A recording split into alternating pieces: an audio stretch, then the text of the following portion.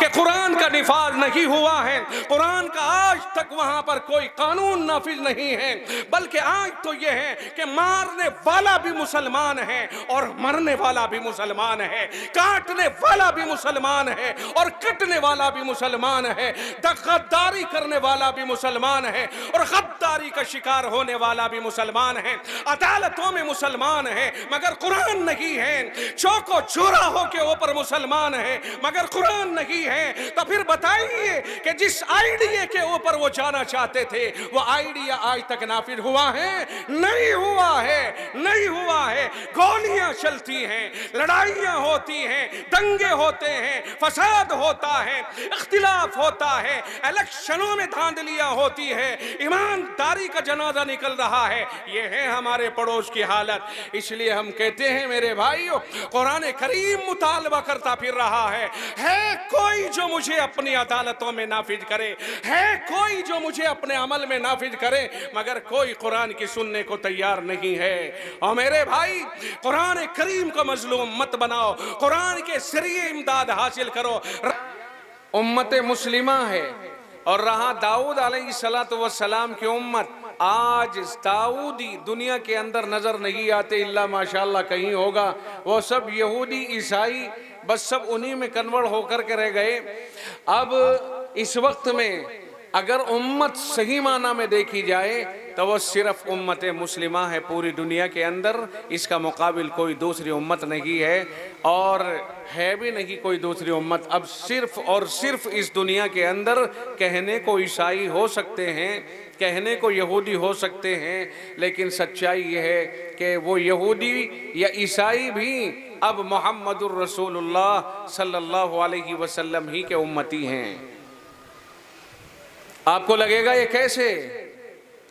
आप ये महसूस करेंगे कि मोहम्मदुर रसूलुल्लाह के उम्मती कैसे हैं? वो तो ईसाई हैं, वो तो यहूदी हैं, वो तो दुश्मन हैं इसकी उम्मत के।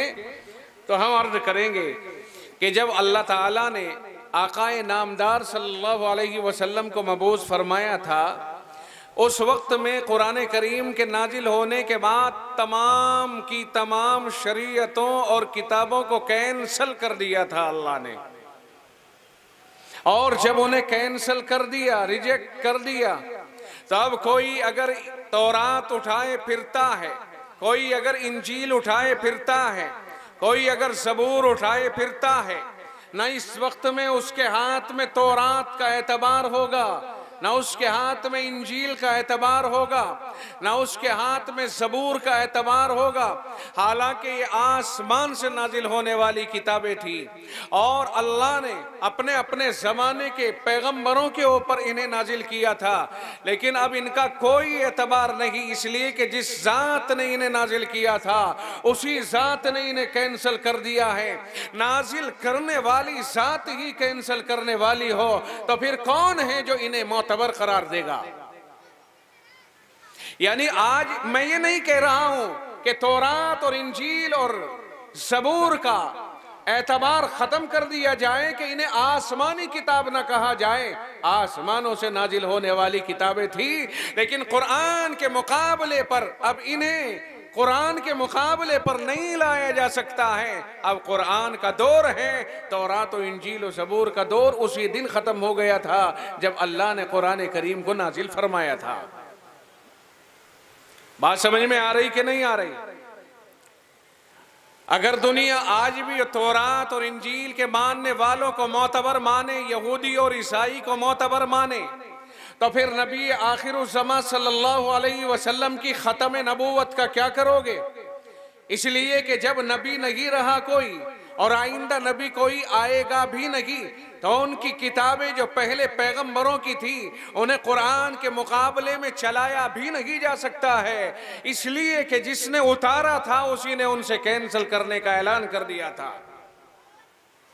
और आप इसकी मिसाल इसे बहुत अच्छी तरह समझ सकते हैं कि जिस वक्त में हमारे प्रधानमंत्री ने रात के 12 बजे 1000 के नोटों के और उस दौर में चलने वाले 500 के नोटों के कैंसिल करने का ऐलान किया था, तो आज अगर कोई उन्हें बचा के छुपा के रखे हुए हो और जबकि उनके ऊपर मोहर वही है, असली दस्तखत हैं, गवर्नर के दस्तखत हैं, सारा कागज भी वही असली है। मगर चूंकि वजीर आजम का ऐलान आ गया कि अब इनका एतबार नहीं होगा, तो आज अगर कोई उन्हें लेकर के आता है, हम समझते हैं कि उसके लाने वाले को जेल में डाला जाएगा और कहा जाएगा कि ये सरकार का मुखालिफ है और अवैध करेंसी लेकर के आ रहा है, इसको गिरफ्तार किया जाए और इसे सजा सुनाई जाए, उसे मुखालिफ हुकूमत समझा जाएगा।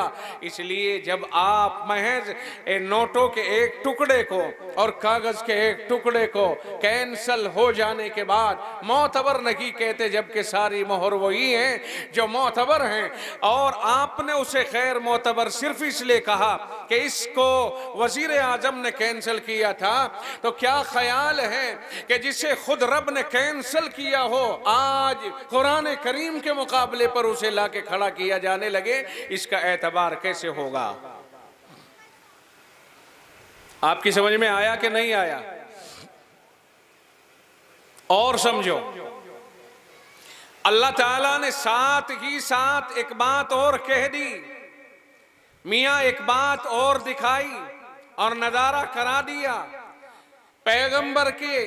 पैगंबर आखिरुज़्ज़मा सल्लल्लाहु अलैहि वसल्लम की ख़त्म नबूवत पर मोहर लगाई और आपकी रफ़अत शान और बुलंदी शान और अज़मत शान को वाज़े फरमाया कि एक दिन अल्लाह रब्बुल इज़्ज़त ने जनाब मोहम्मदुर रसूलुल्लाह का सफ़र तय किया कि आपको इस ज़मीन से ऊपर उठा के आसमानों की सैर कराई जाएगी, आपको सातों आसमानों की सैर कराई जाएगी, आपको जन्नत और जहन्नम की सैर कराई जाएगी, आपको ऊपर बुला लिया गया, मगर ऊपर बुलाने से पहले आपको मक्का मुकर्रमा से बैतुल मुक़द्दस ले जाया गया और बैतुल मुक़द्दस की सैर करा के वहाँ पैगम्बरों को पहले ही जमा कर लिया गया।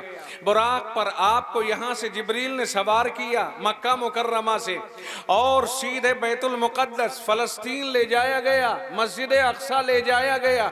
जी हाँ, वही मस्जिद अक़सा जहाँ आज खाको खून की होलियाँ खेली जा रही हैं, जहां आज बमबारियां हो रही हैं, जहां आज निहत्तों के ऊपर बारूद की बारिशें हो रही हैं, जहां आसमानों की तरफ से आग बरसाई जा रही है, वही फ़लस्तीन है, वही मस्जिद अक़सा है जो आज तुम्हारे सामने अपनी ज़बान हाल से रोना रो रही है कि उम्मत के गयूर नौजवानों, तुम कहाँ हो? मैं यहाँ पर तुम्हारे सजदों से तरस रही हूँ, तुम्हें कौन सी चीज है जो मेरे पास आने से रोक रही है? मेरा बहरहाल ये मौजू नहीं है, मैं आपको सिर्फ ये बताना चाह रहा था कि जनाब मोहम्मदुर रसूलुल्लाह सल्लल्लाहु अलैहि वसल्लम को बुलाया गया, मस्जिद अक़सा ले जाया गया। अगर रब चाहता तो आपको आखिर में वहाँ की सैर करानी थी आसमानों की, आपको यहाँ से उठाया जाता और सीधे आसमानों पे ले जाया जाता, मगर ऐसा नहीं किया। आपका स्टाफ वहां कराया गया जहां मस्जिद अक़सा है और वहां सारे पैगंबरों को जमा किया गया। पैगंबर पहले से मौजूद हैं, पैगंबरों को अल्लाह ताला ने जनाब रसूल अकरम सल्लल्लाहु अलैहि वसल्लम की ज़ियारत के लिए बुलाया और सबको वहां जमा किया।